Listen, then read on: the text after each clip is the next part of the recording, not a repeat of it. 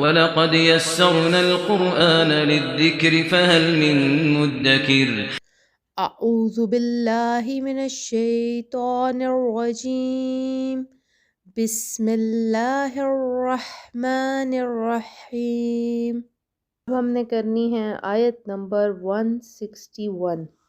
ان الذین، بلا شبہ جو لوگ، کفروا انکار کرتے رہے، وماتوا اور مر گئے، وہم کفار اس حال میں کہ وہ کافر تھے، اولئک یہی وہ لوگ ہیں، علیہم لعنت اللہ جن پر ہے لعنت اللہ کی، والملائکتی اور فرشتوں، والناس اجمعین اور سب لوگوں کی۔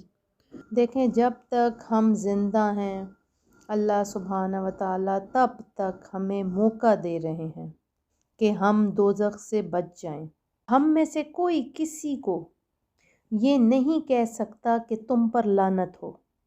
آج کل دیکھیں کیسے مذاق بنا لی ہے ہمارے بچوں نے، کیسے 5 انگلیاں دکھا دکھا کے ایسے لعنت کا اشارہ کرتے رہتے ہیں۔ یہاں پر یہ یاد رکھیں، یہ حدیث نبوی ہے کہ اگر آپ کسی پر لعنت بھیجیں اور وہ بندہ اس کا حقدار نہیں تو پھر لعنت واپس بھیجنے والے پر آ جاتی ہے۔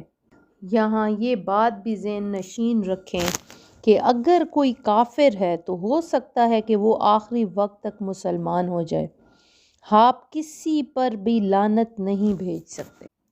جو عالم یا قرآن سیکھنے والے ہوتے ہیں ان کے لیے فرشتے اور سمندر کی مچھلیاں تک دعا مانگتی رہتی ہیں۔ بالکل اسی طرح اللہ سبحانہ و تعالیٰ کی آیات کا انکار کرنے والے پر اللہ اور فرشتے لعنت بھیجتے ہیں۔ وَمَاتُوا وَهُمْ كُفَّارٌ اور جو حالت کفر میں مرے۔ سب سے بدبخت آدمی وہ ہے کہ جو کفر کی حالت میں مر جائے، اگرچہ ساری زندگی وہ اعلیٰ درجے کی عبادات کرتا رہا ہو، تبلیغ کرتا رہا ہو، دین کی خدمت کرتا رہا ہو۔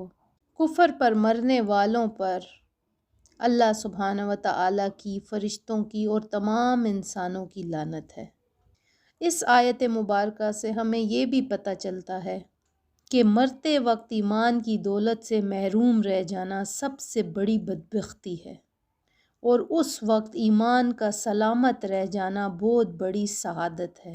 لہٰذا ہر مسلمان کو چاہیے، چاہے وہ جتنا بھی نیک اور پارسا ہو، عبادت گزار ہو، پرہیزگار ہو، اپنے برے خاتمے سے خوفزدہ رہے۔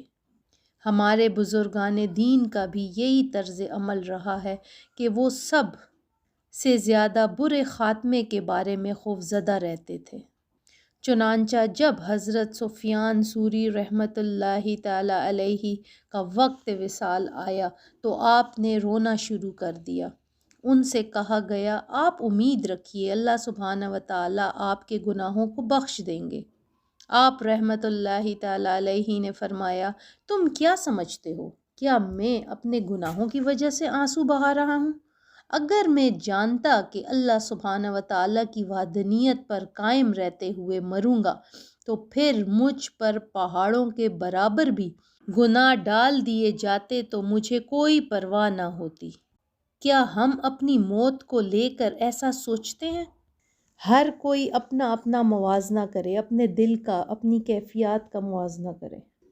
حضرت امام احمد بن حنبل رضی اللہ تعالی عنہ کے انتقال کے وقت جب آپ کے صاحبزادے نے طبیعت دریافت کی تو فرمایا ابھی جواب کا وقت نہیں ہے، بس دعا کرو کہ اللہ سبحانہ و تعالیٰ میرا خاتمہ ایمان پر کر دے، کیونکہ ابلیس اپنے سر پر خاک ڈالتے ہوئے مجھ سے کہہ رہا ہے کہ تیرا دنیا سے ایمان سلامت لے جانا میرے لیے باعث ملال ہے، اور میں اس سے کہہ رہا ہوں کہ ابھی نہیں، جب تک ایک بھی سانس باقی ہے میں خطرے میں ہوں، میں تجھ سے پرامن نہیں ہو سکتا۔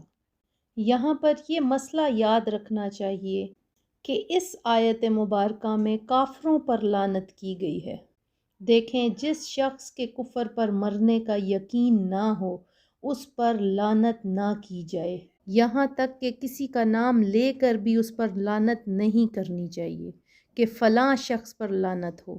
آج یہ جملہ بہت عام ہے، البتہ کسی کے وصف کے ساتھ لعنت کر سکتے ہیں، جیسے احادیث میں جھوٹوں، سود خوروں، چوروں اور شرابیوں وغیرہ پر لعنت کی گئی ہے، اور وصف کے اعتبار سے قرآن پاک میں بھی لعنت کی گئی ہے، جیسے جھوٹوں کے بارے میں فرمایا گیا لعنت اللہ علی الکاذبین، ترجمہ ہے جھوٹوں پر اللہ کی لعنت، والناس اجمعین، اور تمام لوگوں پر لعنت ہے۔ مومن تو کافروں پر لعنت کریں گے ہی کریں گے، لیکن بروز قیامت کافر بھی ایک دوسرے پر لعنت کریں گے۔